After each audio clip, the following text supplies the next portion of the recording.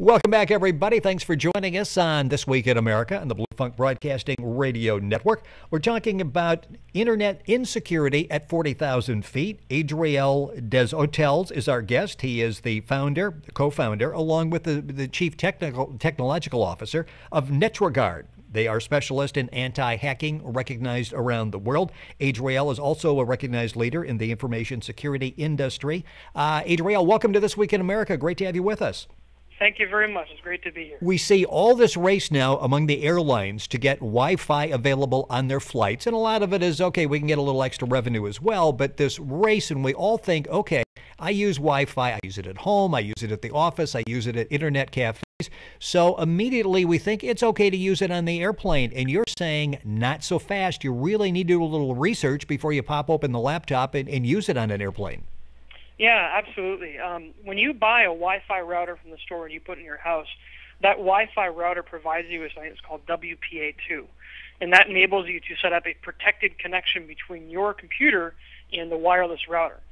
Airplanes and the vendors that are selling this Wi-Fi technology to airplanes are not using this WPA2 protection. So that means that when you're sitting on an airplane, everything that you do with your computer when you're connected to the internet is broadcast in clear text or unprotected for anybody else in the airplane to pick up, receive, record, manipulate, etc. And when you think of all the people, look around on a flight that are business people, and now they can use their laptop to be connected, it's a little scary proposition. You say what they don't have is the WPA2. Should we be asking before we pull out the laptop on a flight if, in fact, they are using that? Yes, absolutely. And if they're not using it, then it would be my recommendation to not connect.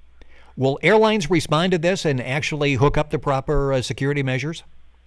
I hope that airlines respond to it, but it's not the airline's responsibility to enforce this. It's the people who are selling this technology to the airlines. So hopefully the vendors will respond to this and will implement WPA2, which, by the way, is a very common technology. It's nothing difficult or nothing new. Adriel Des Hotels is our guest on the program. He is a partner as well as chief technological officer for NetRegard.com. NetRegard LLC, the website, NetRegard.com. An interesting website, gives you a lot of good information as well. They are international specialists in anti-hacking. Let's talk about what actually could happen. I'm a businessman. I'm on the flight.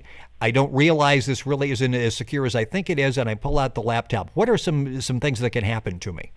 Well, let's pretend that I'm the hacker. So the first thing that I'm going to do is I'm going to set up my laptop, and I'm going to perform what's called a man-in-the-middle attack. In other words, I'm going to make sure that your connection goes from you to me, then to the wireless router. And at that point, I can subvert your SSL connection. So if you purchase anything with credit cards, so on and so forth, I can take that information. More importantly, because I'm the man in the middle, I can inject malware, something like a worm or a bot or a virus, into your network connection, and I can infect your computer system. So when you take that computer system and you bring it back to your office, that infection can spread throughout the office.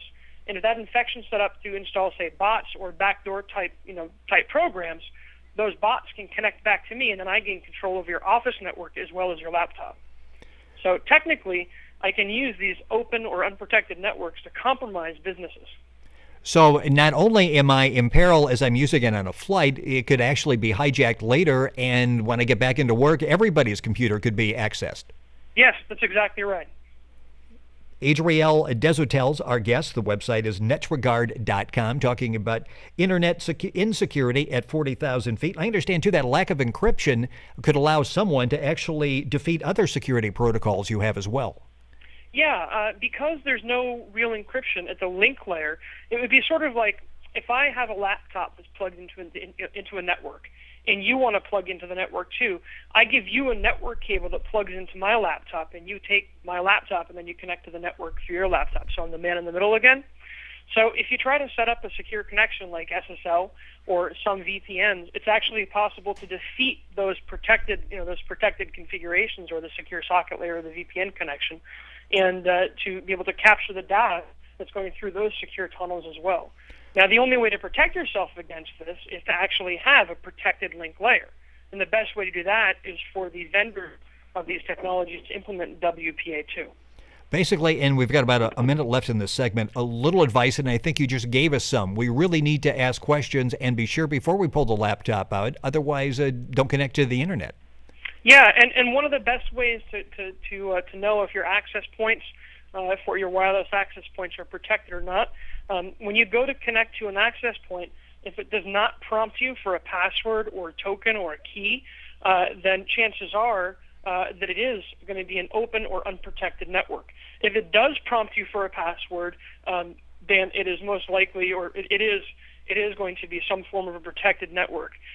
Additionally, if you're using an Apple, when you pull down a little drop-down menu and you see all the different wireless access points, the ones that are protected will have a little image of a padlock next to them. The ones that are not won't. It's interesting, and I would assume that even if we do feel safe and we're using it, we're in very confined quarters. You would probably recommend still being very cautious about how you use it, even if you feel it is secured. Yes, and the reason behind that, one of the primary reasons, is because it's entirely possible for a hacker to create a fake wireless access point so that you connect to that hacker, and then he captures all your data and he connects you to the internet. And so it's possible, and it's also common that hackers will do this to capture data. Interesting, fascinating. I think I'm just going to leave the computer at home and forget about it or leave it packed up while I'm on the flight. Netrigard.com is the website. Adriel Desotels is a partner. He's along with the Chief Technological Officer for the company. He's been with us on This Week in America on the Blue Funk Broadcasting Radio Network.